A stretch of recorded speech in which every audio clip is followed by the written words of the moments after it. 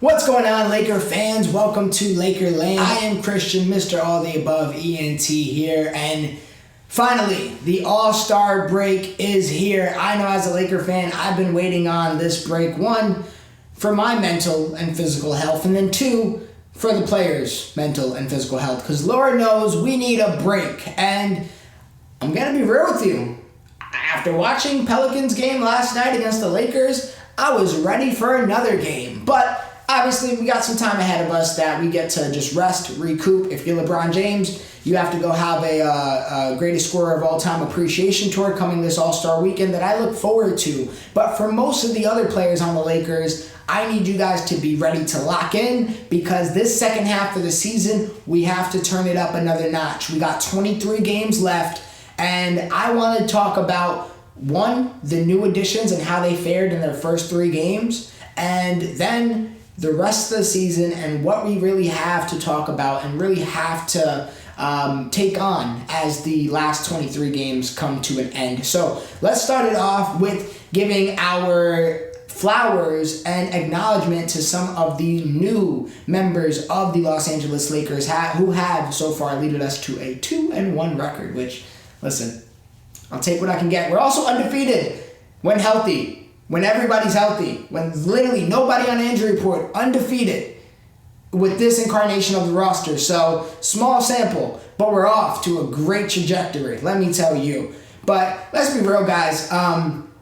We were very excited to see Russell Westbrook gone, and we replaced him with a new Russell, along with a levy of other players. So let's talk about those other players. But before I do that, I want to give some credit to Darvin Ham, who, what feels like, for one of the first times this year, made pretty much perfect rotations in the last game against the Pelicans with a new starting lineup that I was screaming for, and I feel like all the other fans on Twitter were screaming for as well, with D'Angelo Russell, Malik Beasley, LeBron James, Vanderbilt, and Anthony Davis. It just sounds good to even say that. It's a roster, it is a starting five that, go figure, everybody's playing their natural and proper position. And it just makes for some great slotting down the line. Dennis Schroeder being our sixth man, or our secondary PG coming off the bench instead of having nobody. Reeves in that unit, Hachimura, Mo Bamba, Wenyen Gabriel, even Lonnie Walker if he ever gets some minutes. It just all makes sense. And I got to give credit sometimes to just making the right move on paper, and just making sense sometimes gets the credit that it deserves, because all we need is a little bit of sense and effort and hustle and hopefully some wins for the rest of this year. So let's talk about that unit and in general what the additions have brought to us so far. And let me say, chef's kiss. Chef's kiss. Thank you, Rob Pelinka. This was exactly what the roster needed, and for pretty much the best deal on the market. I mean, D'Angelo Russell, I won't say it enough, to replace Russell Westbrook with D'Angelo Russell. I know it's one Russell for the other Russell, but not to crap on Westbrook. I like this Russell a whole lot more. It's just more of a natural fit for LeBron James and Anthony Davis. This is a player that can find them on lobs and can create space because he can actually hit a three, and not only that, he can go ahead in transition and pull up for a three and cash it in your face. A man that can bring some defense, which I didn't really expect from D'Angelo Russell, but naturally, because of his size and his body, and he's 6'5", he's a big guard. Again, it just works. And not to mention, now he's just more seasoned. He has experience under his belt. This isn't the same kid we had who was 19 and 20 who was snitching on Nick Young in the locker room. That kid's gone. This is a grown-ass man, as he'll like to remind you in some of his interviews. And I've been really feeling D'Angelo Russell and just his vibe, his swagger so far. The whole team. It's been a bunch of good vibes lately. Beautiful vibes, and I'm here for the vibes. Also, man, Jared Vanderbilt, who I think that was everybody's one to keep an eye on when we did the trade, and when we traded him, we were like, all right, Lakers got a fan favorite. We're gonna get somebody we love, and then we actually saw it applied, literally in the first game, and you're like, wow, Jared Vanderbilt is awesome already. He might not score a lot, He might not even rebound or do, anything a lot on the stat sheet, but he is also everywhere at the same time. And he's also going to guard a wing. Can you believe it? Instead of Patrick Beverley on Brandon Ingram last night, we had Jared Vanderbilt, who did a much better job. It makes sense. Jared Vanderbilt, I've loved what I've seen out of him, and I'm glad we can have an energy guy like that. Not only, we got a few energy guys in that second unit, but I feel like he gives that same energy that Wenyen Gabriel brought, except Jared Vanderbilt might be he is better than Wenyen Gabriel. Plus, he can guard down, he can guard up. He can't quite space the floor or anything like that, but he is going to give you his hustle. He's going to give you his energy, similar to Wenyen, and that's pretty much what the Lakers needed, especially if you can guard a wing. That is all I'm asking for. So thank you, Jared Vanderbilt. I love your contributions to the squad thus far. Malik Beasley, him just being out there provides spacing for everybody because he creates gravity on the court. And naturally, he's a man of guard. It's not, a defender playing off of the person in the corner, because if you do that against Malik Beasley, it might hurt you. And it might not have hurt anybody just yet, but defenders know you have to guard him. Defenders know he will pull the trigger. Defenders know he shoots at a pretty good clip. And that might be all we need. If he can, along the road, turn into what Danny Green was, what KCP was, listen, that's more than I could bargain for, and I'm happy with that. Absolutely. And especially if you can show me a bit on the defensive end, which I haven't felt like a negative impact with Malik Beasley on the court, which if you're not a negative, you're a positive. At least that's how it is with this roster. We can touch a little bit on Mo Bamba. There is a little bit concern that I had when trading for Mo Bamba, and it was just the fact that we got rid of Patrick Beverley, who I think us getting rid of him was literally because if we didn't get rid of him, Darvin Ham would continue. We would still be watching Dennis Schroeder and Pat Bev right now, in this very moment, just watching them play. And it just wouldn't make for a fit with the other pieces we acquired on the trade deadline. So I think getting rid of Bev was very much so a fit thing more than anything else. And I get that, but we also could have used Beverly for Damian Lillard, who lit us up when we played the Blazers and went absolutely nuclear. And we didn't see that when we played them in the past, at least this season, because Pat Bev, he broke the watch a little bit. It wasn't Dame time. The watch wasn't working. It wasn't telling the proper time, at least. And we will miss that. And it is what it is, unfortunately, because Darvin probably wouldn't be able to not play the man 30 minutes a game. It probably is better for everybody that Beverly is gone. But it does hurt, just missing that part of, that piece of the team that could have worked. But we got Mo Bamba, and not really going to judge off the first game. He's coming back from a suspension. It's been a while since he played. New system, new everything. He can shoot. We didn't really see that yesterday, but he can shoot, statistically speaking. And he doesn't seem like the greatest defender, but he can get you blocks, and he can be another big man in the paint. He had a nice block against Ingram yesterday as well. So in spot minutes, maybe Bamba can be something big for us. Maybe he can play nice next to AD. I'm not too sure on that just yet, but my main three is the three that also started. So with that, with everybody slotting down into their natural position, with a bench unit that comes out the gate with fire, with Reeves, with Schroeder, with Hachimura, with a team, a foundation that can actually get you buckets to the point when you got a bucket as their 11th and 12th man with Lonnie Walker, and he might not even get the playing time he deserves.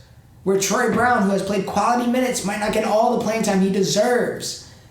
But that's a good problem to have, which Lakers haven't had many good problems this year. But the fact we even get to say that we have a good problem is a great problem for the Los Angeles Lakers. Ultimately, guys, my stance. It really comes down to health, and most particularly the health and dominance of Anthony Davis. I feel like we have seen an AD who has, at least when he first came back, this last comeback, how many times has AD came back at this point? This is like his probably 12th return coming back from an injury. Who knows? But he looked like he came back with no gas in the tank, no motor, no spirit, no energy. And for some of the games, I felt that on both ends of the game, not only offensively, but defensively as well. He's starting to pick that up right now, and he's an anchor on the defensive end, and he's solidifying that if ever. He always does. But he's showing you that regardless if he has one ankle, one leg, I don't know exactly what's the degree to his lower leg extremity injury. I have no idea anymore. I can't keep track of all of Anthony Davis' health concerns. But he can have one leg and show you that I can still hold it down, and I'll probably stay 20 seconds in the paint that they won't call. But you know what? I'm going to play it from here, and you ain't coming in, and you ain't coming out. So it ultimately comes down to Anthony Davis and his health and how dominant he is physically able to be. And if we can get that, I mean, I'm going to take my puncher's chance every day with the duo of LeBron James and Anthony Davis. But we have to be in the fight to throw that punch. And to be in that fight, we have 23 games left. I think we're 5 games under 500. I imagine we at least have to work our way to 500. Simple math puts us at what, 18 and... Oh, simple math ain't that simple.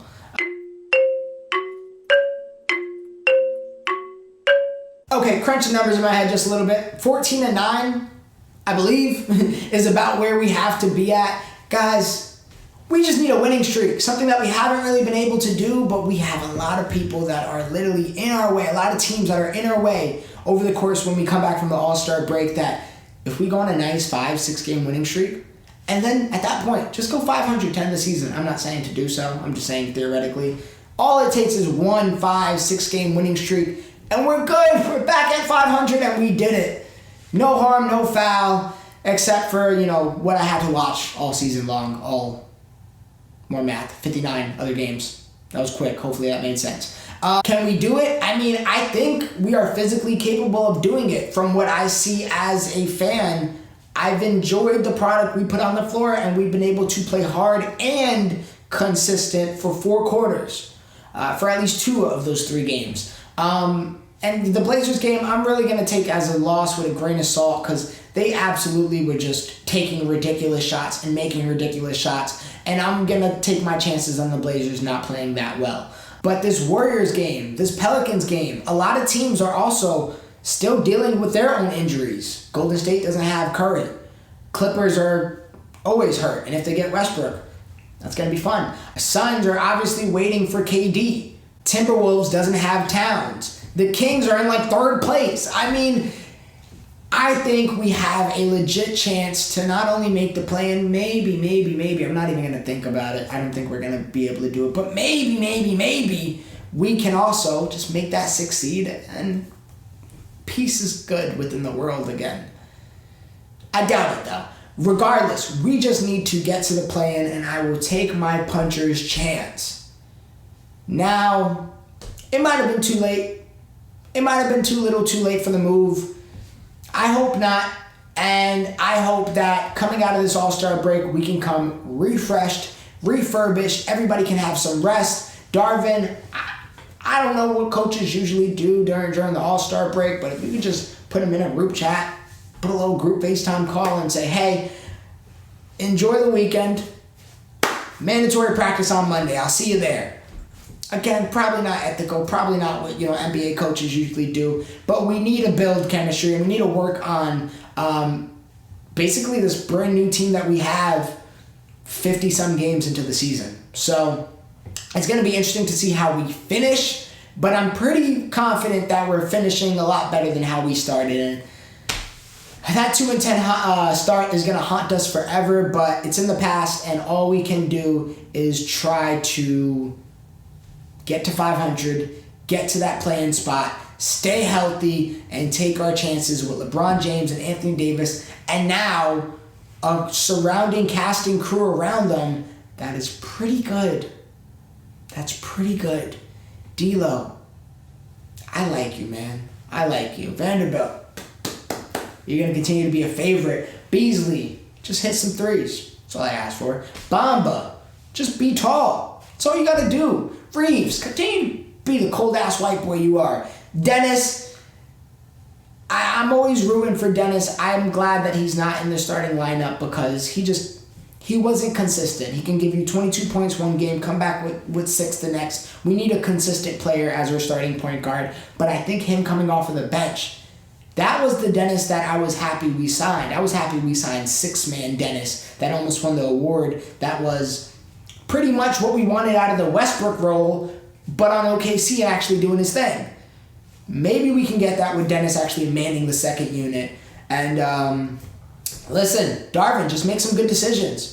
Let's make some good decisions. Let's stay healthy, and let's win some games. I hope everybody has a nice and safe All-Star break, especially the players, obviously. Anthony Davis, if you're going on vacation, please, bubble wrap. Bubble wrap, man. Just invest in a bunch. I know you're a tall guy. Buy it in bulk. Protect yourself, man. We can't have you swimming. We can't have you walking.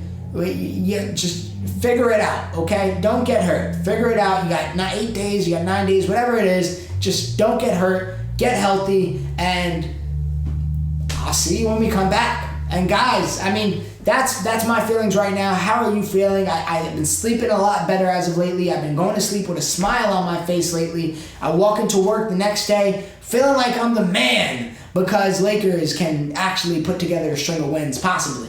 So I'm very excited to see what the future of the Lakers season is. Guys, how optimistic are you? Do you think we still have a realistic chance to the play-in, which we should? We're only a game and some change away. Or do you think, you know what, let's build what we can this season and we'll start anew next season? Because I get that aspect of it too. And I think, you know, a fresh start, chemistry building, maybe a new few pieces over the offseason, we could come back next year as a real elite team. But I want to be elite this season. So let's hope we get there, guys. And let's enjoy the All-Star break collectively. Hopefully the dunk contest is not awful. It probably will be, though. Thank you guys for watching. As always, please like, comment, share, and subscribe. And share your Laker thoughts down below. What do you really feel about this team right now at this given moment? But hey, if I don't see you, have a good day, good evening, and good night. Yeah, I got the game all in my hand, ooh, and yeah, pop out with the drip and make a fan drool. You could risk it if you want, this ain't no fan duel. Yeah, I'm in a Benz cool, yeah, stepping for the breeze.